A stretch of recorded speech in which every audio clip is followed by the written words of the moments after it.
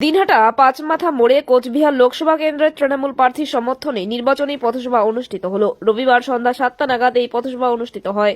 উপস্থিত ছিলেন উত্তরবঙ্গ উন্নয়ন মন্ত্রী উদয়ন গুহ, কোচবিহার লোকসভা কেন্দ্রের তৃণমূল প্রার্থী জগদীশ চন্দ্র বর্মা বসনিয়া, দীপক কুমার ভট্টাচার্য, বিশু ধর, আব্দুল সাত্তার থেকে শুরু করে একাধিক তৃণমূল নেতারা। মূলত আসন্ন লোকসভা নির্বাচনে কোচবিহার লোকসভা কেন্দ্রের তৃণমূল প্রার্থীকে জয়ী করার লক্ষ্যে এদিন এই নির্বাচনী পথসভায় সকল বক্তারাই বক্তব্য রাখতে গিয়ে রাজ্য সরকারের বিভিন্ন উন্নয়ন প্রকল্পের খতিয়ান তুলে ধরেন।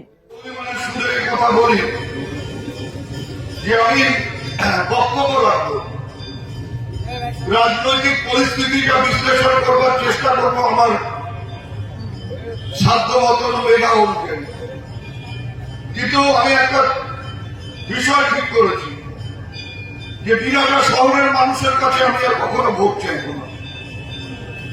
ভোট চাইব না এই কারণে যে 2019 সালের ভোটের কথা আপনারা শুনলেন।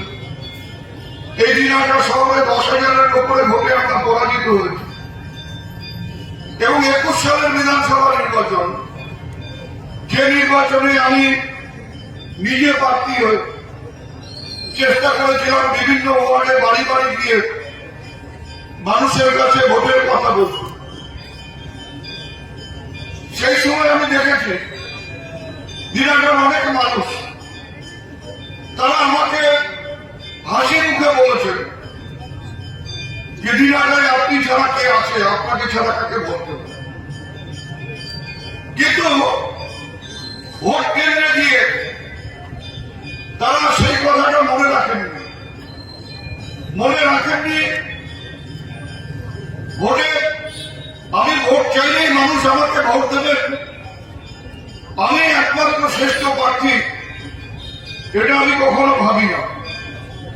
ভাবা অন্যায়, ভাবা পাপ, কিন্তু এটা কখনো আমি ভাবতে পারিনি যে দিনহাটার রাজনৈতিক সচেতন মানুষ, দিনহাটার অনেক ঘাত প্রতিঘাতের মধ্যে দিয়ে যারা দিনহাটাকে সারা পশ্চিম বাংলায় পরিচিত করেছেন, সেই দিনহাটা শহরের মানুষ তারা এমন একজনকে বারবার ভারতবর্ষের পুলিশ সামলাচ্ছেন।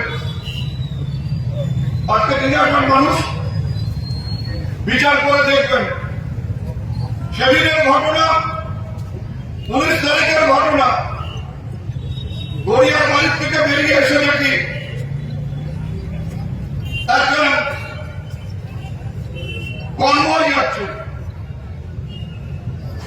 যখন নির্বাচন ঘোষিত হয়েছে, যখন নির্বাচনের বিধি নিষেধ